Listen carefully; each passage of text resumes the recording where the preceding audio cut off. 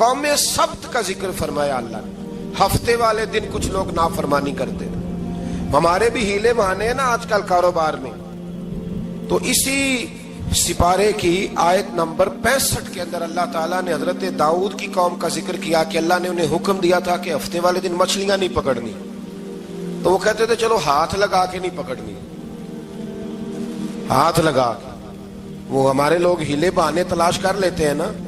وہ بڑے جناب انشورنس والا آ گیا, اب وہ بینک والا آ گیا, وہ فلانے صاحب آ گئے, وہ تروڑ مروڑ کے کہانیاں باتیں, اور پھر ہمیں بھی رستے مل جاتے ہیں بچنے کے. مفتی صاحب نے کہہ دیا تھا ایک مولانا سے میں نے ان کو کہا ہفتے والے دن مچھلیاں نہیں پکڑنے کا. نہیں پکڑتے, چھوٹے چھوٹے حوض بنا لیے. تو مچھلیاں زیادہ آتی تھی اس دن, یہ بھی اللہ کی قدرت تھی. نماز کے وقت گاہک زیادہ آتے ہیں, یہ اس کی قدرت ہوتی ہے. تو وہ مچھلیاں حوض میں جمع ہو جاتی ہیں. یوں سمجھ لیں کہ جال انہوں نے لگا لیے ہوئے تھے, تو جال میں وہ پھنستی رہتی تھی, حوضوں میں آتی رہتی تھی. ہفتے کو نہیں پکڑتے تھے, اتوار کو پکڑ لیتے تھے. تو پھر اللہ نے انہیں سزا دی. فرمایا تماشے کرتے ہو اللہ کے حکم کے ساتھ. کیا سزا دی؟ فَقُلْنَا لَهُمْ كُونُوا قِرَادَةً خَاسِئِينَ. فرمایا بندر بن جاؤ دھتکارے ہوئے. جو رزق حرام طریقے سے کماتے تھے رب انہیں بندر بنا دیتا تھا. ابھی بھی میں نے دیکھے ہیں بڑے بڑے تاجر پاگلوں جیسی زندگی گزار رہے ہیں. نفسیاتی طور پہ سکون نہیں ہے, کروڑوں روپیہ پڑا ہے. کیوں؟ اس لیے کہ رب کے بتائے ہوئے طریقے کے مطابق تجارت نہیں کرتے. آگے ایک اور دلچسپ بات آ گئی. بنی اسرائیل کے اندر نا ایک شخص نے اپنے چچا کو قتل کر دیا جائیداد کے لیے. یہ دیکھیں کب سے لوگ جائیداد کے لیے قتل کرتے آ رہے ہیں. چچا کو قتل کر دیا, اور قتل کر کے حضرت موسیٰ علیہ السلام کے پاس آئے کہ میرے چچا کو کسی نے قتل کر دیا ہے, تو بتائیں کیا کرنا ہے. تو آپ نے فرمایا کہ گائے ذبح کرو, اور اس کا ایک ٹکڑا مقتول کو مارو, مرنے والے کو. وہ خود اٹھ کے بتا دے گا مجھے کس نے قتل کیا ہے. اب ارادہ نہیں تھا گائے ذبح کرنے کا, تو بہانے کرنے لگے. ارادہ نہیں نہ ہوتا تو پھر کیا ہوتے ہیں, کہنے لگے گائے کس طرح کی ہو, بوڑھی ہو کہ بچی ہو, رنگ کیسا ہو, جوان ہو کہ چھوٹی ہو, حال میں ایک دفعہ چلنا سیکھ گئی ہو یا ابھی نہ سیکھی ہو. تو بتاتے گئے تو رب بھی شرطیں بیان کرتا گیا. گہرے زرد رنگ کی ہو, حال کے اندر اسے نہ چلایا گیا ہو, پانی نہ نکالا گیا ہو, نہ بچی ہو نہ جوان ہو, اس کے درمیان ہو. یہ ساری شرطیں کہاں پائی جاتی تھی؟ حضرت موسیٰ علیہ السلام کی قوم کا ایک شخص تھا جو اللہ کا ولی تھا. وہ جب انتقال کرنے لگا نا, اللہ اکبر, دیکھو رب ولیوں کی اولادوں پر بھی کتنا فضل فرماتا ہے. وہ جب انتقال کرنے لگا تو ایک اس کے پاس چھوٹی سی بچیا تھی, گائے کی بچی. اس نے جنگل میں چھوڑ دی. کہنے لگا یا اللہ میں تیرے نام پہ چھوڑتا ہوں, میرا بچہ جوان ہو جائے تو اسے دے دینا, اور تو سرمایہ ہی کوئی نہیں. بچہ بڑا ہوا تو بچہ بھی بڑا نیک تھا, اپنی ماں کا بڑا فرما بردار تھا. اس کی ماں نے کہا بیٹا تیرے باپ نے ایک گائے چھوڑی تھی. تو بچہ جنگل میں گیا اور جا کے کہنے لگا اے اللہ میری گائے مجھ سے ملا دے. تو رب کریم نے وہ گائے واپس کر دی. وہ گائے گھر لے آیا. اب وہ کہنے لگا اماں بیچ دوں. تو اماں کہنے لگی بیٹا میرے پوچھے بغیر نہ بیچنا. کئی دفعہ گاہک لگے, پر اس نے کہا جب تک میری اماں نہ کہے گی میں بیچوں گا. ادھر بنی اسرائیل والے شرطیں جتنی گائے کے بارے میں پوچھ چکے تھے وہ ساری اسی گائے میں پائی جاتی تھی. تو یہ ڈھونڈتے ڈھونڈتے وہاں پہنچ گئے. تو کہنے لگے گائے چاہیے. تو اس نے کہا بھی تمہاری مرضی سے نہیں, قیمت میری مرضی کی. ایک مفسر نے تو یہاں تک لکھا ہے کہ اس نے کہا گائے ذبح کر کے نا, تو جتنا گائے کے اندر گوشت ہوگا نا اتنا ہی کھال کے اندر تو مجھے مال بھر کے دو گے, اتنے سکے بھر کے دو گے, اتنی اشرفیاں بھر کے دو گے, تو پھر تمہیں گائے دوں گا. تو پھر یہ گائے انہیں ملی اور یہ گائے لے کر کے آئے. زیادہ سوالات نہ کرتے تو زیادہ الجھتے نہ. ہم بھی دین کے معاملے میں بڑے سوال جواب کرتے ہیں, اتنا سوال کریں جتنی اس کی ضرورت ہے. ان لوگوں نے سوالات زیادہ کیے تو پھر الجھ زیادہ گئے. تو میرے بھائی اس کا ذکر بھی اللہ تبارک و تعالیٰ نے پہلے پارے کے اندر بیان فرمایا. پھر اللہ کریم نے فرمایا کہ کچھ ایسے لوگ بھی ہیں یہودیوں میں سے جن کا دعویٰ ہو گیا ہے کہ ہم اللہ کے بڑے پیارے ہیں. فرمایا یہ صرف ان کے منہ کی باتیں ہیں, یہ تو قیامت میں پتہ چلے گا نا کہ اللہ کا پیار کس کے ساتھ زیادہ ہے. اور پھر یہ بھی یہودیوں نے دعویٰ کیا ہے, اسی پارے میں اللہ فرماتے ہیں کہ ان کا دعویٰ ہے کہ ہم اللہ کے بڑے پیارے ہیں, جنت میں ہم ہی جائیں گے, تو اللہ فرماتا ہے پھر مرنے کی دعا تو کرو, جنت میں تو مر کے جانا ہے نا. لیکن رب فرماتے ہیں یہ کبھی مرنے کی دعا نہیں کریں گے, اس لیے کہ انہیں پتہ ہے کہ ہم نے آخرت کے لیے کیا بھیجا. لے جی پہلا حکم آ گیا, یا ایھا الذین آمنوا کہہ کے پہلی آیت قرآن پاک کی پہلے سپارے میں پہلی آیت جس میں اللہ نے کہا یا ایھا الذین آمنوا. تو پہلا حکم آمنوا کہہ کے آیت نمبر 104 میں جو اللہ نے حکم دیا ہے نا, وہ نبی پاک کی تعظیم کا حکم ہے. پہلا حکم ہی اللہ نے حضور کی عزت اور ناموس کا ارشاد فرمایا. پہلا اس ترتیب کے لحاظ سے وہ ہوا یہ کہ جب نبی پاک کو بات ارشاد کرتے تو صحابہ کرام اٹھ کے عرض کرتے رائینا یا رسول اللہ, حضور سمجھ نہیں آئی ذرا رعایت کر دے. تو یہودیوں کی عبرانی زبان کے اندر نہ ذرا کھینچ کے پڑھتے تھے رائینا, تو اس کا معنی بنتا تھا معاذ اللہ اے ہمارے چرواہے. بکریاں چرانے والے کو بھی وہ رائینا کہتے تھے. تو جب صحابہ یہ کہنے لگے تو اللہ نے منع ہی کر دیا, فرمایا میرے محبوب کے غلاموں اس لفظ کے پیچھے چھپ کے, اس لفظ کے پیچھے چھپ کے لوگ میرے نبی کی بے ادبی کر جاتے ہیں. تو جس لفظ کا کوئی ایک معنی بے ادبی والا بنتا ہو وہ لفظ بھی میرے نبی کے لیے نہ کہو. لفظ وہ والے کہو جس میں کوئی بے ادبی کا معنی نکلے نہ. یہاں لوگوں نے بڑے بڑے لفظ نہیں بول دیے, پھر کہتے میرا مطلب یہ تھا, میرا مطلب وہ تھا, تو تو نے وہ لفظ بولا کیوں جس کا کوئی غلط مطلب بھی نکل سکتا تھا. اللہ نے فرمایا یا ایھا الذین آمنوا لا تقولوا رائینا, اے ایمان والو رائینا کہو ہی نہ. تو یا اللہ کیا کہیں, فرمایا وقولوا انظرنا, تم کہو یا رسول اللہ ایک نظر فرمائیے. انداز دیکھیے, انظرنا ایک نظر.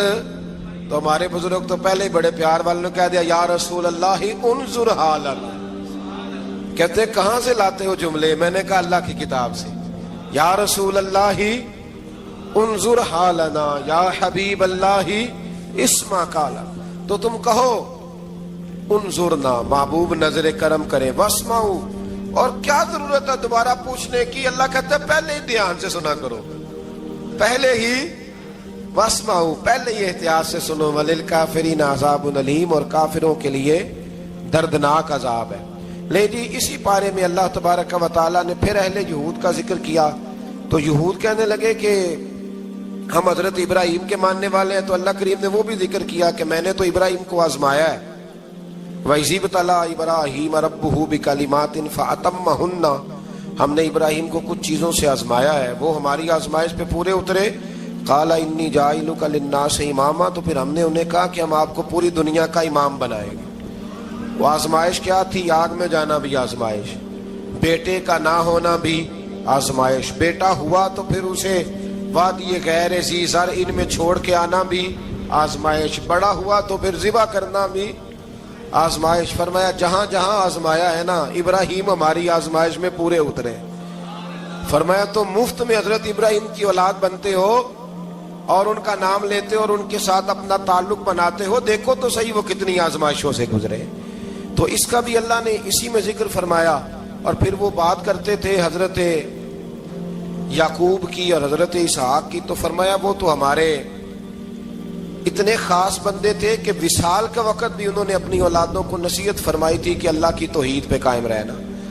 اس کا ذکر بھی اللہ نے اسی پارے میں بیان فرمایا.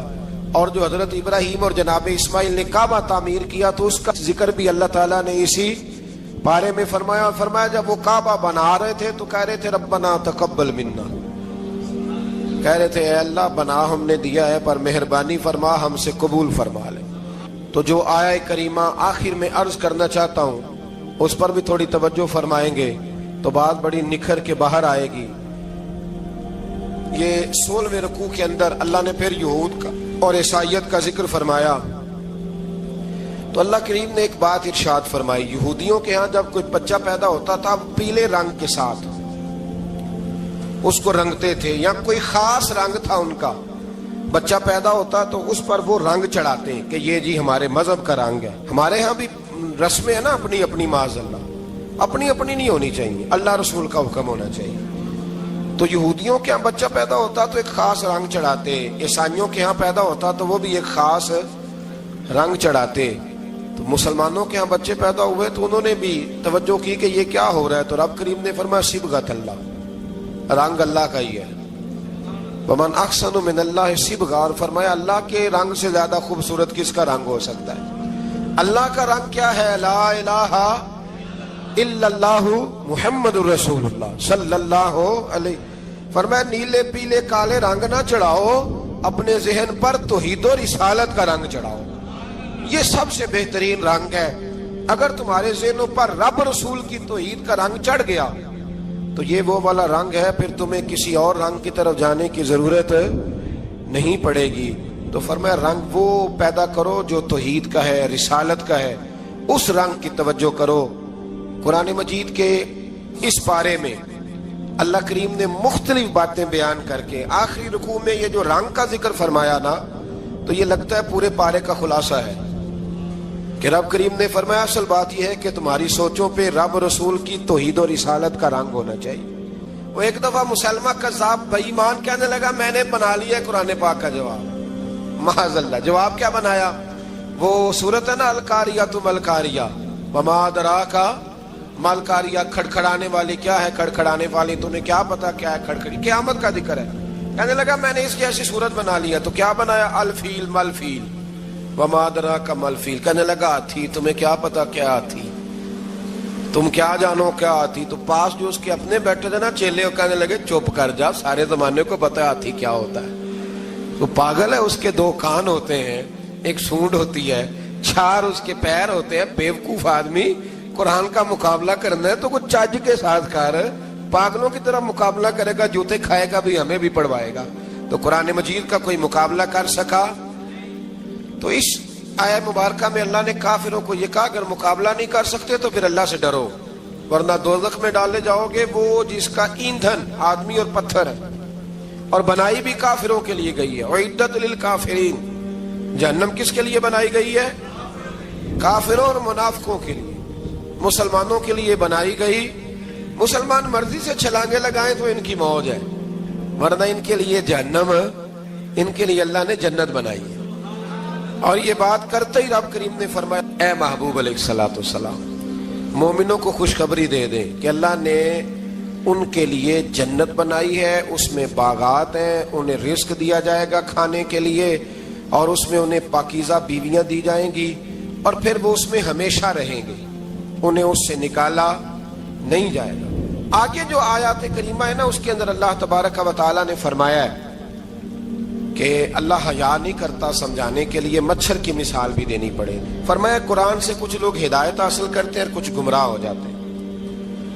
جب لوگ اپنی مرضی کی تشریحات چاہتے ہیں تو گمراہ ہوتے ہیں، اور جب قرآن کو رسول اللہ صلی اللہ علیہ وسلم اور امت مسلمہ کی تشریحات کی روشنی میں سمجھتے ہیں تو پھر اللہ ہدایت عطا فرماتا ہے.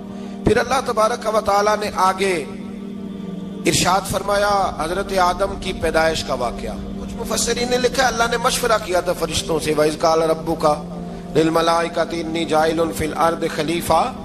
لیکن کچھ مفسرین کہتے ہیں کہ اللہ کو ضرورت نہیں فرشتوں سے مشورہ کرنے کی.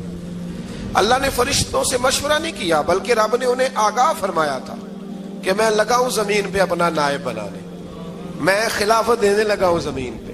اب یہ تو دینے والی کی مرضی ہے نا اس نے کس کو دینی ہے، یہ تو دینے والے کی مرضی ہے نا اس نے. تو کچھ لوگ کہتے ہیں کہ دینے والے سے زیادہ ہمیں پتہ ہے. تو فرشتوں کو بھی یہ اجتہادی خطا ہو گئی، کہنے لگے یا اللہ اسے نہ بنانا، یہ فساد کرے گا، یہ خون ریزیاں کرے گا. تو اللہ نے فرمایا جو میں جانتا ہوں وہ تم. اللہ اکبر. امام راضی فرماتے ہیں جب رمضان آتا ہے تو اللہ فرشتوں سے کہتا ہے ذرا یہ کھول کے دروازے دیکھو نا یہ زمین پہ کیا کر رہے ہیں. تم تو کہتے تھے فساد کریں گے اور یہ سارے تراویحاں پڑھ رہے ہیں. تم تو گویا کہتے تھے فساد کریں گے اور یہ تو دیکھو گویا رمضان کے روزے رکھ رہے ہیں، یہ تو میری یاد میں نکلے ہوئے. تم کچھ کہتے تھے اور دیکھو میں نے تمہیں کہا تھا نا جو میں جانتا ہوں وہ تم. اللہ نے پھر حضرت آدم علیہ السلام کو تمام زمانے کے علوم عطا کیے، علم سکھا لیا. تو فرشتوں سے کہا تم بھی ان چیزوں کے نام بتاؤ، تو وہ بتا سکے نہیں. اللہ نے فرمایا اب اس طرح کرو آدم کو سجدہ کرو. سب نے سجدہ کیا سوائے وہ. کہنے لگا یا اللہ صرف تجھے ہی کرنا ہے. کرنا بھی صرف اللہ کو چاہیے، پر رب کے آگے بھی جھکنا چاہیے، اور جس کے سامنے رب جھکائے نا وہاں بھی. اور یہ جو عاجزی ہے نا، یہ جو جھکنا ہے یہ علم کے آگے ہے. ہماری مصیبت یہ ہے کہ ہم علم کے آگے بھی گردن جھکانے کو تیار نہیں ہوتے، وہاں بھی ہم خود عالم فاضل بن جاتے ہیں۔ تو فرمایا کہ سب سے کہا سجدہ کرو، سب نے سجدہ کیا سوائے ابلیس کے، تو پھر ہوا کیا؟ وکان من الکافرین، وہ کافروں میں سے ہو گیا۔ پھر اللہ نے حضرت آدم کو اور جناب حوا کو نا مقام دے دیا جنت میں رہنے کے لیے، اور کہا سارا کچھ کھانا، درخت کے قریب نہ جانا۔ ابھی آپ کسی سے کہہ دیں تھوڑا سا کہ پیچھے نہ دیکھنا، یعنی اگر میری سمجھ لیں ادب کی وجہ سے کوئی 1.5-2 منٹ یا 6 منٹ نہیں بھی نہ دیکھے گا تو سوچے گا ضرور کہ پتہ نہیں اب پیچھے کیا ہے، مصیبت کیا ہے۔ یعنی آپ کہہ کے دیکھ لیں کسی کو، پیچھے نہ دیکھنا فطرت ہے نا انسان کی، وہ جستجو کرتا ہے، کہا اس درخت کے پاس نہ جانا۔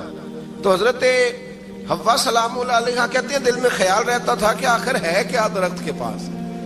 یہی انسان کا عقیدہ توحید ہے کہ جہاں سے رب منع کر دے وہاں وہ منع ہو جائے، اور یہ ان کی خطا نہیں تھی، یہ اللہ کی حکمت تھی، چونکہ رب نے تو پہلے کہہ دیا تھا بنایا ہی زمین کے لیے، تو یہ تو سارا کچھ ہونا تھا تو زمین پہ آنا تھا نا۔ تو حضرت حوا اور جناب آدم کے پاس شیطان آیا، اب اس کو نکال تو دیا تھا پر ابھی اس کا جنت میں آنا جانا بند نہیں ہوا تھا، یہ بھی اللہ کی حکمت تھی۔ تو وہ کہنے لگا تمہیں پتہ ہے بعد میں مر جاؤ گے؟ تو حضرت حوا کہنے لگی کیا موت بھی آئے گی؟ کہاں، اس کی تکلیف بھی بڑی ہوگی، تو پھر بچیں گے کیسے؟ تو کہنے لگے پھل کھا لو اس درخت کا، تو بچنے کے لیے پھل کھایا تھا۔ اس طرح لوگ آج بہت سارے کام بچنے کے لیے کرتے ہیں پر بچ سکتے، بچنے کے لیے پھل کھایا تو اللہ نے فرمایا زمین پہ چلے جاؤ۔ تو حضرت آدم زمین پہ آئے، پھر کئی 100 سال روتے رہے، فَتَلَقَّى آدَمُ مِن رَبِّهِ کَلِمَاتٍ، تو پھر اللہ نے خود ہی جناب آدم کو کچھ کلمے سکھائے۔ علامہ اسماعیل حقی فرماتے ہیں وہ کلمے یہ تھے کہ حضرت آدم نے میرے نبی کا وسیلہ پیش کیا، اللہ کریم نے جناب آدم کی دعا کو مقبول فرما لیا۔ پھر آگے بنی اسرائیل کا ذکر آ جاتا ہے، اللہ تعالیٰ نے بنی اسرائیل، آج آپ اسی قوم کو یہودی کہتے ہیں، ان کو اللہ نے اس زمانے میں فضیلت عطا کی تھی بہت زیادہ۔ تو عرب کے اندر جب نبی پاک علیہ السلام نے اعلان نبوت کیا تو کچھ لوگوں نے یہ کہہ دیا کہ اگر یہ یہودی کلمہ پڑھ لیں گے تو ہم بھی پڑھ لیں گے۔ تو پھر اللہ نے انہیں یاد کرایا کہ تم اصل میں کیا ہو، تمہیں کلمہ پڑھنا چاہیے۔ تو اہل یہود کا تذکرہ کرتے کرتے رب کریم نے ایک بات یہ بھی ارشاد فرمائی کہ تم لوگوں کو تو کہتے رہے ہو کہ وہ نبی آنے والے ہیں، وہ نبی آنے والے ہیں، اور جب آ گئے ہیں تو ماننے کو تیار نہیں ہو۔ تو فرمایا تأمرون الناس بالبر وتنسون انفسکم وانتم تتلون الکتاب، لوگوں کو بھلائی کا حکم دیتے ہو اور اپنے آپ کو بھول جاتے ہو، افلا تعقلون، تمہیں عقل نہیں؟ پھر اللہ نے انہیں یہ بھی یاد کرایا کہ یاد کرو وہ زمانہ کہ جب فرعون نے خواب دیکھ لیا تھا کہ کوئی بچہ اس کی سلطنت کو تباہ کرے گا، تو پھر اس نے تمہارے بچوں کو ذبح کرانا شروع کیا اور تمہاری بیٹیوں کو چھوڑتا تھا۔ فرمایا یہ بھی تو تم نے دیکھا، میں نے تمہیں پھر تم سے کہا جہاد کرو قوم عمالقہ کے خلاف، تو مقام طیہ میں جا کے یہ لوگ کہنے لگے ہم سے جہاد نہیں ہوتا۔ اللہ نے انہیں ایک میدان میں قید کر دیا، بڑی دلچسپ بات، قید تو لوگ ہوتے ہیں نا چار دیواری میں، تو اللہ نے بنی اسرائیل والوں کو جب انہوں نے کہا ہم جہاد نہیں کریں گے تو اللہ نے میدان میں قید کر دیا۔ میدان میں، یہ یاد رکھیں، جب انسان اللہ کی نافرمانی کرتا ہے تو اسے ایسی قید ملتی ہے جس کا اس نے تصور بھی نہیں کیا ہوتا۔ ایک میدان ہے مقام طیہ، قید ہو گئے، سارا دن سفر کرتے تھے، سارا دن، تو رات کو تھک کے سوتے تھے، صبح اٹھتے تھے نا جب تو وہیں ہوتے تھے جہاں کل صبح چلے تھے۔ تو رب جب کسی کو قیدی بناتا ہے تو اسے زنجیروں کی، سلاخوں کی ضرورت، دعا فرمائے اللہ تبارک و تعالی غموں سے نجات عطا فرمائے، یہ دعا فرمائے، ایسی قید دیتا ہے کہ جس سے پھر چھٹکارا ہو سکتا۔ تو بنی اسرائیل کا بہت زیادہ تذکرہ اس بارے میں اللہ تبارک و تعالی نے پھر بیان کیا، اور پھر کہا کہ انہیں جو حکم دیا جاتا تھا یہ اس کی سرتابی کرتے تھے، پھر اللہ نے ان پر ذلت نازل کر دی اور یہ ہمیشہ اس کا شکار رہے۔ بنی اسرائیل کے اندر ہمیشہ نبی اور بادشاہ موجود رہتے تھے۔ ایک وقت ایسا آیا کہ بنی اسرائیل میں کوئی نبی نہیں تھے، اور بنی اسرائیل کا جو اپنا علاقہ تھا نا وہ ملک شام ہے، تو قوم عمالقہ ایک قوم تھی اور بڑے سخت گیر لوگ تھے، انہوں نے بنی اسرائیل والوں کے ساتھ لڑائی کی، جہاد کیا اور انہیں ان کے علاقے سے نکال دیا۔ اور کچھ حضرت یوسف علیہ السلام کے زمانے میں ویسے بھی ایک بہت بڑی تعداد جا کے مصر میں آباد ہو گئی تھی۔ اب یہ ہوا کہ ان کے پاس کوئی بادشاہ نہیں ہے، یہ بار بار دعا کرتے ہیں، التجا کرتے ہیں، تو اللہ تعالیٰ نے ایک پیغمبر انہیں عطا کیے جن کے مختلف نام کتابوں میں ہیں۔ صدر الافاضل رحمۃ اللہ علیہ نے تفسیر خزائن العرفان کے اندر ان کا نام حضرت شمویل علیہ السلام لکھا ہے۔ حضرت شمویل علیہ السلام کو اللہ تعالیٰ نے نبوت عطا فرمائی، اور جب حضرت شمویل علیہ السلام اللہ کے نبی ہوئے، بنی اسرائیل والوں کو یقین آیا کہ اللہ نے الحمدللہ ہمیں ایک نبی کے جھنڈے تلے جمع کر دیا ہے، تو پھر انہوں نے کہا کہ آپ ہمارے سامنے ایک بادشاہ بھی مقرر کریں تاکہ ہم اس کی سرپرستی میں جہاد کریں۔ جب انہوں نے یہ بات کی تو اللہ تبارک و تعالیٰ نے حضرت شمویل علیہ السلام کے ذمے لگایا۔ تو ایک اس زمانے میں اللہ کے نیک بندے تھے، جناب طالوت علیہ السلام ان کا نام تھا، تو حضرت شمویل علیہ السلام نے انہیں کہا کہ اللہ کریم نے نا تمہارا بادشاہ طالوت کو بنایا ہے، ان کا نام بھی قرآن مجید نے ذکر فرمایا ہے۔ تو بنی اسرائیل کے لوگ کہنے لگے یہ تو غریب آدمی ہے، وہ بکریاں چرایا کرتے تھے، لیکن علم میں بڑے پختہ تھے، وجود میں بڑے طاقتور تھے۔ تو کہا کہ یہ تو غریب آدمی ہے، تو ہم تو زیادہ حق رکھتے تھے کہ ہمیں بادشاہ بنایا جائے۔ تو حضرت طالوت علیہ السلام کے بادشاہ بننے کے بعد حضرت شمویل علیہ السلام نے جو بات کی، اللہ کریم نے اسے قرآن مجید میں بیان فرمایا۔ رب فرماتا ہے بسطۃ فی العلم والجسم، اسے اس لیے تمہارا بادشاہ بنایا گیا ہے کہ اسے ہم نے کشادگی دی ہے، علم میں بھی اور جسم میں بھی۔ بڑے ماشاءاللہ موٹے تازے تھے، وجود بڑا طاقتور تھا۔ کچھ موٹے تازے ہوتے ہیں پر طاقتور نہیں ہوتے، موٹے تازے بھی تھے اور طاقتور بھی تھے۔ فرمایا کہ وجود میں بھی طاقت ہے اور علم میں بھی اللہ نے انہیں وسعت عطا فرمائی۔ تو بنی اسرائیل والے کہنے لگے جی نہیں جی کوئی بندہ اور آ جائے، یہ ہمارا بہت بڑا مسئلہ ہے نا جی، ہر ایک کی مرضی کی نہ تو بات ہو سکتی ہے اور نہ ہر بندہ ہر ایک کی مرضی پر پورا۔ کہنے لگے نہیں جی کوئی اور ہونا چاہیے تھا، ہمیں کیسے پتا چلے گا کہ اللہ نے مقرر کیا ہے۔ بڑی خاص بات ہے، اس کو سمجھیے گا، یہ سارا مضمون آپ کو ملے گا اسی پارے کے آخر میں، آپ پڑھیں گے نا جی تو یہ سارا مضمون آپ کو ملے گا، اور آپ اگر سرسری نظر سے بھی اس کا مطالعہ کریں گے نا، جا کے قرآن شریف کھول کے 15ویں سے 16ویں رکوع میں، آپ خوش ہوں گے کہ آپ کتنے اچھے نظریے اور عقیدے کے ماننے والے ہیں۔ تو جب کہا نا کہ طالوت کو ہمارا بادشاہ بنایا گیا تو دلیل کیا ہے، تو قرآن کہتا ہے کہ حضرت شمویل علیہ السلام نے فرمایا کہ تمہارا ایک تابوت تھا، ایک صندوق تھا تمہارے پاس، وہ صندوق تمہارا قوم عمالقہ اٹھا کے لے گئی تھی، ان کے بادشاہ ہونے کی دلیل یہ ہے کہ اللہ تمہارا وہ صندوق تمہیں واپس کر دے گا، وہ تمہارا صندوق تمہیں واپس کر دے گا۔ اس صندوق میں کیا ہے، وہ حضرت آدم جنت سے ساتھ لے کے آئے تھے، اس میں تھا کیا، تو قرآن مجید کہتا ہے کہ اس کے اندر نا حضرت ہارون علیہ السلام اور حضرت موسیٰ علیہ السلام کے تبرکات تھے۔ تبرکات، کل میں ایک مولوی دیکھ رہا تھا بیچارہ، ایک بندہ نا مسجد نبی کے ساتھ غلاف اور شاید کوئی کفن تھا، وہ مسجد نبی کی دیواروں سے مس کر رہا تھا، تو وہ کہہ رہا تھا نہیں اس سے کیا ہوتا ہے، تبرک کوئی چیز نہیں، اچھے اعمال کی وجہ سے بندہ بخشا جائے گا۔ میں نے کہا تو مجھے ملے تو میں تجھے بخاری کھول کے دکھاؤں کہ حضرت عبد الرحمن ابن عوف جنہیں حضور نے قطعی جنتی کہا، حضور کے وجود پر کرتا دیکھ کے کہنے لگے حضور بڑا ہی سونا لگ رہا ہے، تو فرمایا تجھے چاہیے حضور مل جائے تو کیا ہی بات ہے۔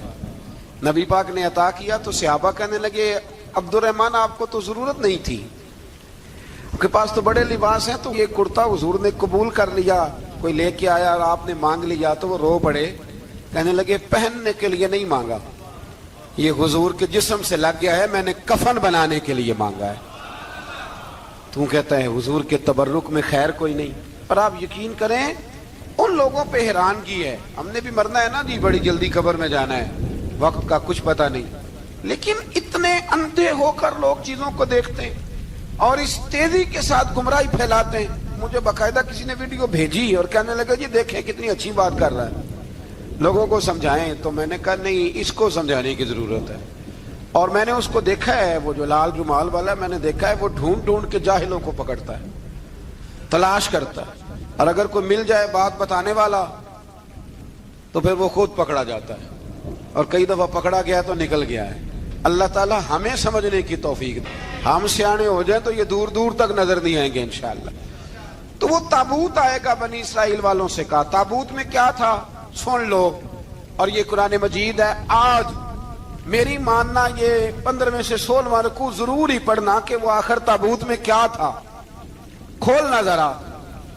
قرآن مجید کہتا ہے کہ حضرت موسیٰ علیہ السلام اور حضرت ہارون کے تبرک تھے. تو تبرک کیا تھے؟ تمام مفسرین نے لکھا ہے کہ حضرت موسیٰ کا ایک کرتا تھا, ایک ڈنڈا تھا, جوتے تھے, اور جناب ہارون علیہ السلام کا امامہ شریف تھا, اور تورات کی کچھ تختیاں تھی. تو اس کا فائدہ کیا تھا؟ اس تابوت کا فائدہ یہ تھا کہ بنی اسرائیل والے جب اپنے دشمنوں سے لڑتے تھے تابوت سامنے رکھ کے دعا مانگتے تھے, اللہ انہیں کامیابی عطا کر دیتا تھا. تو قوم عمالقہ کو بھی پتہ چل گیا کہ صندوق میں کچھ ہے جس کی وجہ سے یہ کامیاب ہو جاتے. وہ صندوق اٹھا کے لے گئے. اب ان کی کم بختی یہ, کم نصیبی یہ کہ انہوں نے جا کے اسے روڑی پہ پھینک دیا. جب روڑی پہ پھینکا تو ان کے اندر بیماریاں آ گئیں, وبائیں پھوٹ پڑی, مرنے لگے, وجود پھولنے لگا.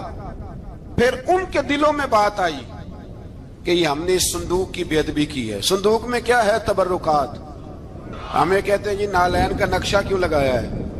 تمہارے تو بزرگوں کا عقیدہ ہے سر پہ رکھنے کو مل جائے اگر نقش نالے پاک حضور تو پھر کہیں گے کہ ہاں تاجدار ہم بھی ہیں. تو کہا کہ اس کے اندر یہ تبرکات تھے. انہیں بھی سمجھ میں آئی تو انہوں نے نا بیل گاڑی منگائی اور وہ صندوق اٹھا کے اس کے اوپر رکھ دیا. اب کیا ہوا؟ قرآن کہتا ہے کہ فرشتوں نے نا اس صندوق کو وہاں سے اٹھایا. مفسرین نے لکھا اس کا معنی یہ بھی ہو سکتا ہے کہ اس بیل گاڑی کو ڈائریکشن پہ لگایا. ادھر سے حضرت شمویل علیہ السلام نے جناب طالوت کو بادشاہ بنا دیا, اور ادھر سے وہ صندوق چل پڑا. کہا بھئی ہم ان کو کیسے بادشاہ مانے؟ تو فرمایا بادشاہ اس طرح مانو گے کہ تمہارا وہ صندوق آ جائے گا. اور قرآن کہتے ہیں اس صندوق میں تمہارے دلوں کا سکون ہے, اس میں تمہارے دلوں کا. اور بھائی ہماری تو کوشش ہوتی ہے بزرگوں سے کوئی چیز مل جائے, اللہ والوں کا کوئی تبرک ہمارے ہاتھ آ جائے. تو وہ صندوق آ گیا, یہ مان گئے. اب جہاد کرنے نکلے تو لڑنا تھا جالوت کی قوم کے ساتھ. وہ بڑا سخت آدمی تھا, 3 من سونا اس نے وجود پہ پہنا ہوتا تھا. اس کی قوم سے لڑنا ہے, ٹوپی بڑی تگڑی پہنی ہوتی تھی لوہے کی. اب کون لڑے؟ ایک نوجوان تھے جن کا نام تھا داؤد علیہ السلام. وہ بھی بکریاں چرایا کرتے تھے. اور جن دنوں حضرت طالوت نکلے نا اپنی قوم کو لے کر جالوت کے خلاف لڑنے, تو حضرت داؤد بھی شامل ہو گئے. اللہ جب کسی کو نوازتا ہے نا تو پھر خاص ہی کرم نوازی کرتا ہے. مفسرین نے لکھا جب یہ جا رہے تھے نا, وہاں جا رہے تھے تو رستے میں انہیں 3 پتھر مل گئے. انہوں نے وہ تینوں پتھر اٹھا لیے. اس زمانے میں پتھر پھینکنے کے لیے چھوٹی چھوٹی لوگوں کے پاس چیزیں ہوا کرتی تھی. اس کو کوپھن بھی لوگ کہتے تھے, منجنیق, اس کو سامنے رکھ کے پھر بنائی گئی. تو آپ کے پاس بھی وہ آلہ تھا جس سے دشمن پر پتھر مارے جاتے تھے. تو آپ وہ مشین لے کر, وہ آلہ لے کر وہاں پہنچے ہوئے تھے. 3 پتھر آپ کے پاس تھے. آپ فرماتے اس دن میں بڑا بیمار تھا, اتنا بیمار تھا کہ میرا رنگ پیلا ہو گیا. اب وہ جالوت کے سامنے کوئی نہیں جاتا تھا. تو جناب طالوت کہنے لگے کہ جو جالوت کو مارے گا نا, یعنی ان کے بادشاہ کو اس قوم کے, تو میں اسے اپنی آدھی سلطنت بھی دے دوں گا اور اپنی بیٹی کا نکاح بھی اس کے ساتھ کر دوں گا. دیکھیں اللہ نوازتا ہے تو کس انداز میں نوازتا ہے. تو حضرت داؤد کہتے ہیں وہ دور کھڑا تھا تو میں نے نا 3 پتھر مارے. بھئی ہمت کرنا تو ہمارے ذمہ ہے کہ نہیں؟ میری ملت کا جوان کہتا ہے میں نے کرنا کرانا کچھ نہیں. یعنی اگر آپ کہیں نا کچھ کرو تو پھر وہ کوئی کام کرنے کی مطلب معاملہ. وہ مجھے کل ایک سنگی کہہ رہے تھے, کہنے لگے جی اللہ کے فضل سے کچھ بھی نہیں کرنا پڑا, مرشد نے نظر کر دی. میں کہ میں ملن گی تو میں انہوں نے سمجھاواں گا کہ کچھ کرا کے نظر کریا کرو, کیونکہ میرے وہ دوست ہیں, میں انہیں جانتا ہوں. نظر میں بڑا کچھ ہوتا ہے لیکن اللہ بھی تو بندے پہ بڑی نظر رحمت کرتا ہے نا. لیکن کہتا ہے 5 نمازیں پڑھ, رمضان کے روزے رکھ, زکوٰۃ فرض ہو تو ادا کر، یہ سارے کام کر، سچ بول، دیانتداری کر، پھر میں اپنے فضل سے تجھے جنت عطا کروں۔ تو یہ جو رویہ ہم نے بنایا یہ درست نہیں۔ تو فرماتے ہیں 3 پتھر میں نے مارے، اللہ نے اتنا فضل کیا کہ وہ بھی مر گیا، اور اس سے چھو کے میرے پتھر آگے بڑھے تو اس کی فوج کے 30 آدمی بھی مر گئے۔ 3 پتھروں سے 31 بندے اللہ نے مار دیے۔ فرماتے اس لیے کہ ہاتھ میرے تھے اور طاقتیں میرے رب کریم کی تھی۔ تو حضرت داؤد علیہ السلام کے حصے میں جناب طالوت کی صاحبزادی بھی آئی، آدھی سلطنت بھی آئی، کافی سال حضرت طالوت حیات رہے، پھر ان کا وصال ہو گیا، تو ساری سلطنت حضرت داؤد کو ملی، اور پھر اللہ تبارک و تعالیٰ نے انہیں نبوت بھی عطا فرمائی۔ یہ دنیا میں واحد پیغمبر ہیں جو بیک وقت نبی بھی تھے اور بادشاہ بھی تھے، اور پھر اللہ نے فضل فرمایا، انہوں نے بڑی بڑی فتوحات کی، اور پھر حضرت داؤد کے صاحبزادے کا نام حضرت سلیمان علیہ السلام، پھر ان کے صاحبزادے کا نام حضرت۔ تو یہ ہوا کیسے؟ یہ سارا کچھ اللہ تبارک و تعالیٰ کے فضل سے ہوا، اس کے کرم سے ہوا۔ اب اس واقعہ سے ہمیں کیا پتہ چلتا ہے؟ ہمیں یہ پتہ چلتا ہے کہ رب جب فضل فرمائے نہ کسی پہ بھی، تو ہمیں اس بندے کو دیکھ کے راضی ہونا چاہیے، کوئی شکوہ نہیں کرنا چاہیے۔ اور دوسری بات یہ سمجھ لینا چاہیے کہ حکومتیں، مال، دولت یہ صرف سیاستوں سے نہیں ملتی، یہ خدا کے فضل سے ملتی۔ اور یہ بھی سمجھ لینا چاہیے کہ جو بزرگوں کے تبرکات ہوتے ہیں ان کی کیا ہی بات ہوتی ہے۔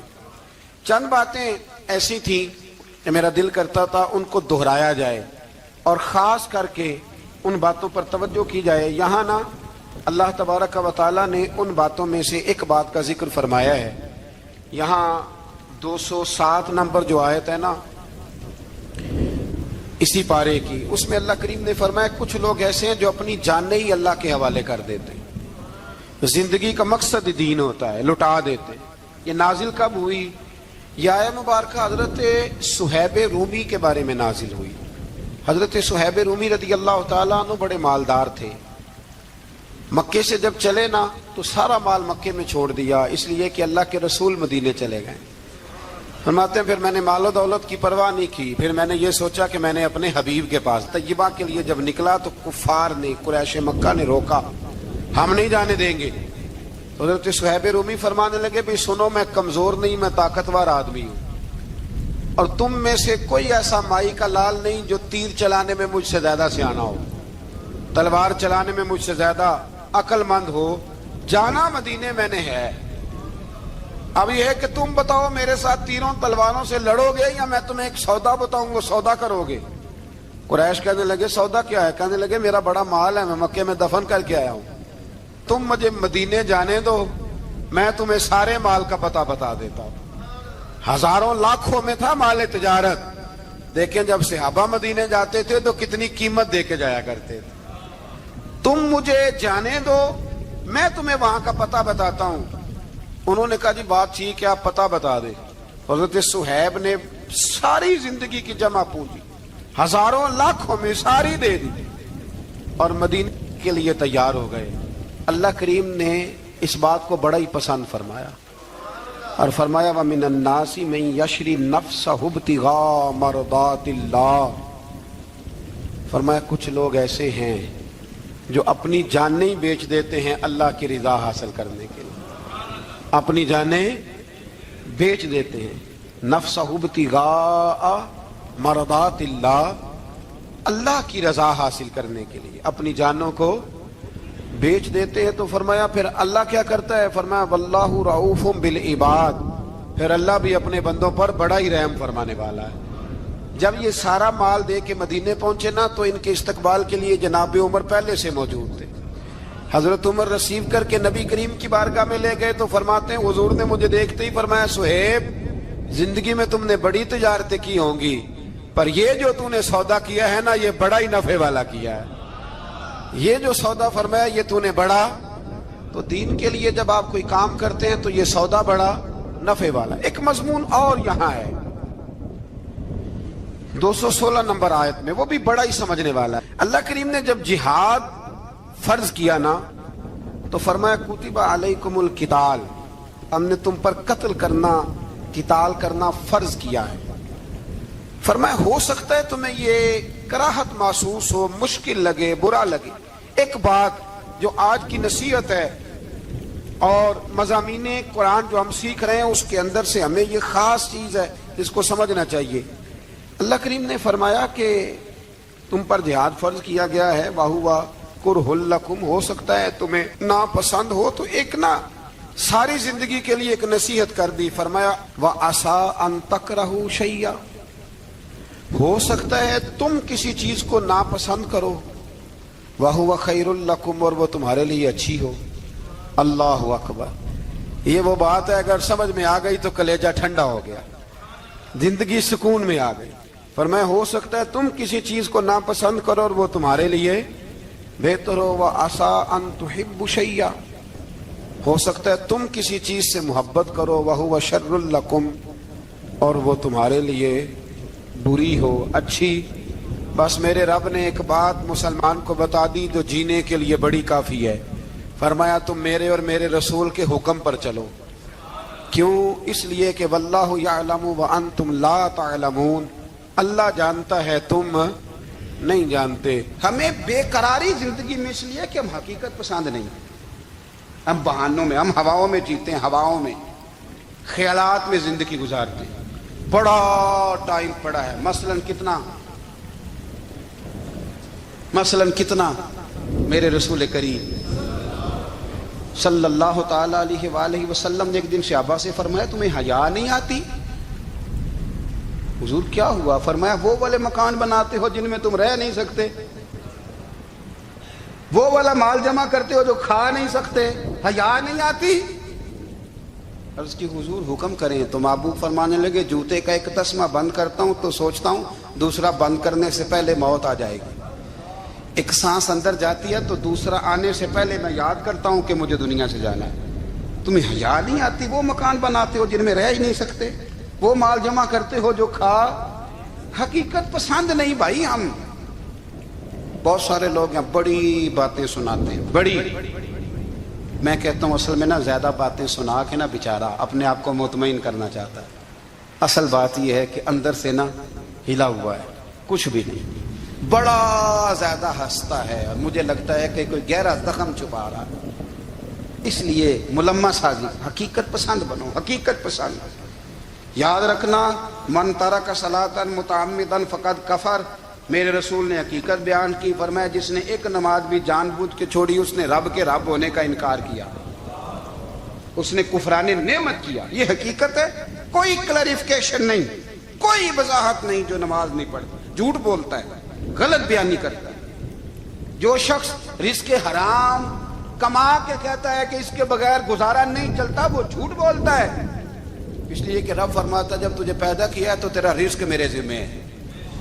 अल्लाह फरमाता है कि ला युकल्लिफुल्लाहु नफ्सन इल्ला वुसअहा, मैं किसी पर वो बोझ नहीं डालता जो उठा ना सके। नमाज फर्ज किया इसका मतलब है हम पढ़ने के काबिल हैं। उसने हमारे जिम्मेदारियां लगाई हैं तो मतलब ये है कि हम जिम्मेदारियां अदा करने के काबिल हैं, वरना वो कहता मैं वो बोझ डालता ही नहीं जो तुझसे उठाया ना जाए। अगर चाहते हो कि जिंदगी में इत्मीनान मिले तो खुदारा हकीकत पसंदों वाली जिंदगी गुजारो। ये फिजाओं में जिंदा रहना, हवाओं में, अल्लाह बड़ा माफ करने वाला है, अल्लाह बड़ा करीम है, माफ कर देगा। तो भाई ये बात सहाबा को भी पता थी, ये अहले बैत को भी खबर थी, तो वो तो एक एक बात का लिहाज करते थे।